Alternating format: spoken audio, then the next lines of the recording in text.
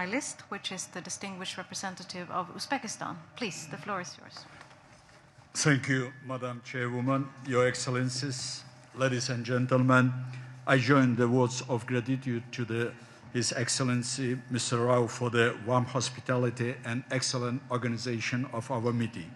We are pleased to note the growing dynamics of interaction between Uzbekistan and OSCE and its institution in all three dimensions. During the visit to our country this year of the Chairman in Office, Mr. Rao, the High Commissioner of National Minorities, Mr. Abdurrahmanov, and the OSCE Secretary General, Her Excellency Ms. Schmidt, and the meetings held at the highest level, the mutual readiness of the parties to further develop multifaceted cooperation between Uzbekistan and the OSCE for security and sustainable development of our country was highlighted. The goals and objectives of the new Uzbekistan development strategy for 2022-2026 adopted this year fully reflects the principles of the OSCE. The main idea of this important concept document is to ensure the consistency and continuity of our reforms. We intend to resolutely protect the human rights and dignity, ensure the openness of the media, the independence of the judiciary, and the rule of law, freedom of religion, and the fight corruption. We are determined to expand and deepen cooperation with the OSCE in these areas. We are going through the process of preparation for the most important political event in our modern history, the constitutional reform. The initiated process of constitutional reform is aimed at creating a solid legal basis for implementation of the long-term strategies. Many strategies for developing new Uzbekistan and ensuring the irreversibility of democratic reforms beginning in our country. The draft constitution has been submitted to public discussion and will be adopted by referendum. Dear friends, today a completely new atmosphere of mutual trust has been established in Central Asia. Many barriers have been removed, conditions for the free movement of citizens have been created, a favorable environment for the growth of mutual trade and investment, strengthening of regional interconnectivity, security, and sustainable social economic development has been created. Environmental issues, at the same time, remain of particular relevance in Central Asia. The pace of climate change in our region is twice the global average.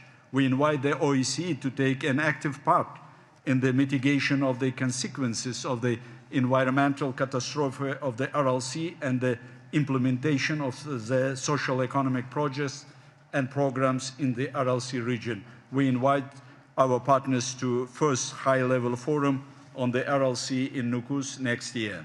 The EU Central Asia Connectivity Conference, which held on November 17-18 this year in Samarkand, had historical importance for ensuring the sustainable development of the countries of the region.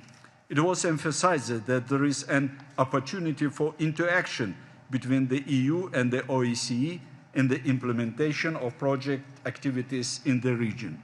We highly appreciate the European Initiative European Team, where a number of projects are planned to be implemented in such key areas as the effective management of water and energy resources, overcoming environmental challenges, as well as strengthening the digital connectivity of Central Asian region. Ladies and gentlemen, the prospect for sustainable development and security of our region are inextricably linked with the ensuring peace in Afghanistan. We consider it extremely important to prevent the isolation of Afghanistan. The International Conference on Afghanistan held on July this year in Tashkent demonstrated the interest of the world community in assisting the Afghan people in restoring peaceful life.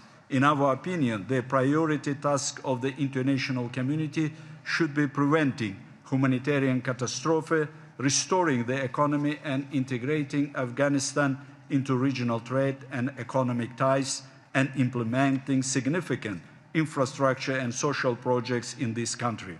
The implementation of a strategically important project, the creation of railway corridor Termez Mazar-e Sharif Kabul Peshawar, will open up great opportunities for strengthening the interconnectivity between Central and South Asia, involving Afghanistan in economic cooperation and turning into a bridge connecting these two regions.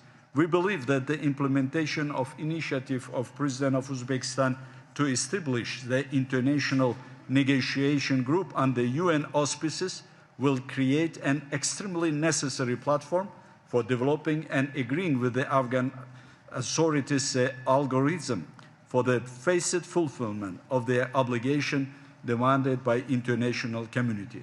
Uzbekistan is making a significant contribution to the social economic recovery and humanitarian assistance in Afghanistan. We invite our OSCE partners to use the international transport and logistic hub in Termez to provide humanitarian assistance to the long-suffering Afghan people. We also urge you to support the creation of educational cluster to train specialists for the Afghan economy in Termez. Dear colleagues, today the OSCE is going through difficult times. We witness a decrease in the level of trust between the participating states. Conflict situations have become more frequent. Under this condition, a dialogue free of geopolitical rivalry and ideological contradiction, as well as a joint search for solution to all the complex problems that the participating state face is extremely required and should remain the cornerstone of the OSCE agenda. In this regard, the Samarkand Initiative of Solidarity for the sake of common security and prosperity put forward by the Uzbekistan is designed to unite the efforts of the states and peoples of the world to mitigate existing contradictions and disagreements by building up cultural, civilizational, inter-ethnic, inter-religious interaction. We call on our partners to support this initiative.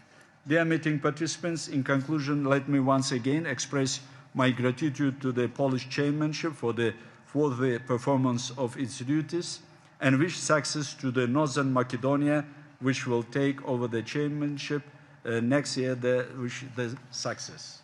Thank you for your attention. Thank you. I will now pass the floor to the next speaker on the list, which